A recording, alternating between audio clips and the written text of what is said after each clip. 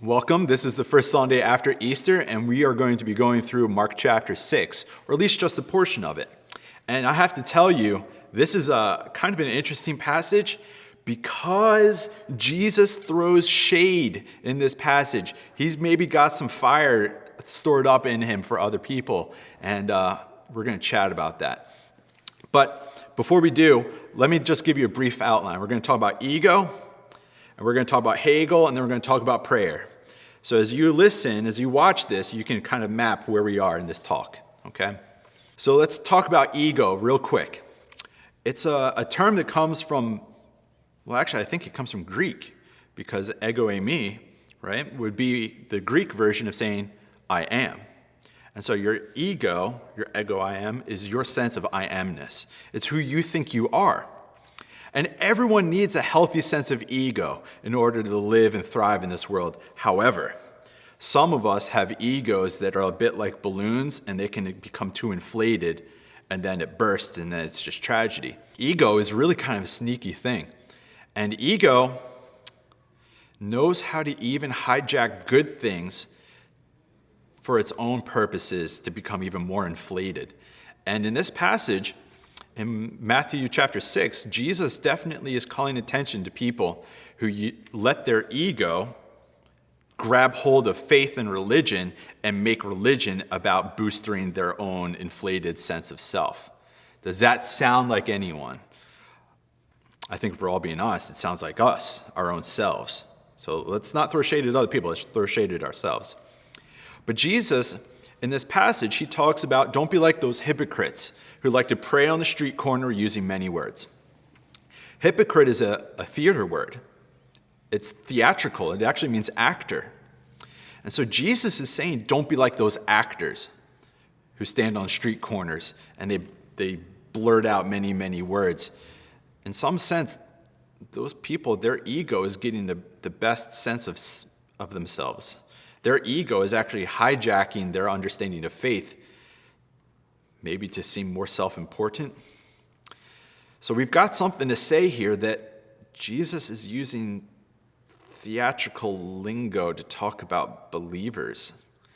And I don't know, but that might be a generational issue, that every generation has got some people that are in the church more for the theatrics of it than for authenticity.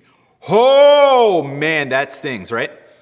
But it's true. I don't dress like this normally. I really don't. Actually, most often I wear jeans and a hoodie. And sometimes if it's in the summer, I wear a bathing suit just all day long because you don't know when you might go in the ocean. It doesn't matter that I live outside of Philadelphia. But there's a sense of theatrics that we always have to be careful of in Christianity because God is not about theatrics. He's more about authenticity. Now that's the first chunk, ego. I'd like to introduce you really quickly just to a person named Hegel. Hegel was a philosopher who went to seminary in southern Germany. He was around during the time of the French Revolution, and he didn't coin these terms, but he is documented as having developed them. When you write a paper, there's a thesis, your main point, right? And then in order to explore your thesis, you have to have the opposite thesis, the antithesis. And you use those 2 points of reference to have a dialogue in between. And then what you have to do is when you have your thesis and your antithesis and they dialogue with one another, some people actually stay stuck there. And they don't know what to do other than just affirm or just deny, not realizing there can be a creative third option that rises above the either or.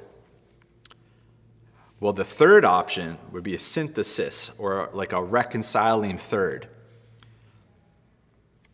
Hegel came up with this principle, and it's a great way to try to think about problems. You got a problem, think of its opposite. And then don't go with just the opposite, try to think of a creative third. Well, Jesus does that here. He sees a problem. The problem, the thesis, is that the hypocrites are praying on street corners using many, many words. Their ego has hijacked faith in service of their own inflated ego. You would think the opposite would be the solution. Don't be like them at all. Don't do anything like them. But actually, Jesus kind of does a creative third thing, and he says, be kind of like them.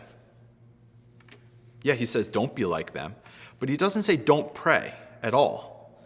You would think that if there's a problem, just do the opposite. But actually, Jesus says, okay, those actors pray on the street corner using many words.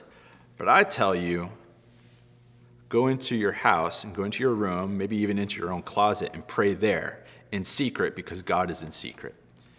And when you're in secrecy, pray to God using however many words you want, but don't pray with many words thinking that will make you more heard. Jesus found a way to kind of affirm and deny the situation at hand. People were praying. That's not a problem. But they were praying in such a way that their ego was getting still inflated more and more. There was a theatricality about it. And so Jesus, especially in this passage, is very much concerned with maintaining a pure and authentic faith. And the way you do that is by cutting off having an audience. I remember having a conversation with a friend maybe a week and a half ago. His name's Dave. And Dave said that he doesn't like going to church because of the theatrics of it all. Well, Dave, Jesus agrees with you. Theatrics don't have any place in the church. They really shouldn't. Authenticity should reign supreme because in some sense, God's only concerned with your authentic self. God has no interest in getting to know the mask that you put forth for other people to know. And so I think there's something unique that's happening in the Sermon on the Mount, which is where this passage comes from. Jesus is actually, in some sense, a super conservative in this sense, because he's actually going straight to the core heart and saying there's an individual issue within yourself. And every single one of us, myself included, have to reconcile with the fact that our ego is very sneaky and knows how to take faith for its own uses. So I'm going to say this. Let's finish with the benediction.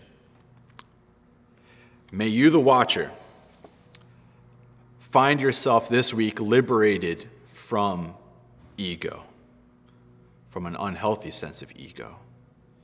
May you reclaim faith for your own private practices, and may you go to meet God in secret places using only authentic and humble and real words. May you feel no drive to have an audience that affirms you at all times in your walk of faith, but instead, may you stand grounded with humility and learn how to pray humbly, authentically, without theatrics, without verbosity, that means many, many words, without even articulate words. And so may you, in the midst of this week, find yourself praying with a very real faith.